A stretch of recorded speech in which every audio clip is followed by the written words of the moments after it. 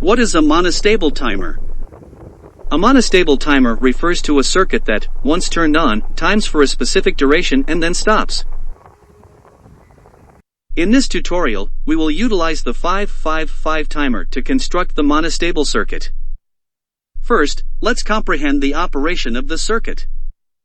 When the switch is pressed, a trigger pulse is applied to pin 2 of the trigger pulse is a voltage supply lower than 1/3 of VCC. This causes the output to transition from a low state to a high state. Consequently, the timing capacitor begins to charge through resistor R1 until the voltage across the capacitor reaches 2/3 of VCC. At this point, the output changes its state back to low, awaiting another trigger pulse to initiate the timing process once again. The formula used for designing the circuit is time delay equals 1.1 multiplied by R1 multiplied by C1. Here, T represents time in seconds, R is measured in ohms, and C is measured in farads. Now, let's attempt to design a circuit with a required output time delay of 1.65 seconds.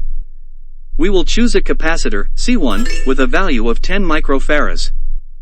According to the formula, the value of R1 should be 150 kiloohms. We will choose R2 as 10 kiloohms and C2 as 0.1 microfarads. These values can be used for any other monostable circuit as well.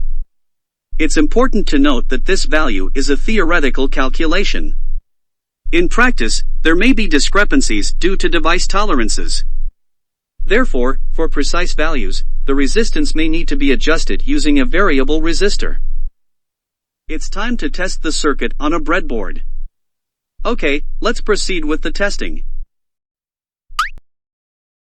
We hope you enjoy our video. To stay updated with our latest content, remember to subscribe and hit the bell icon.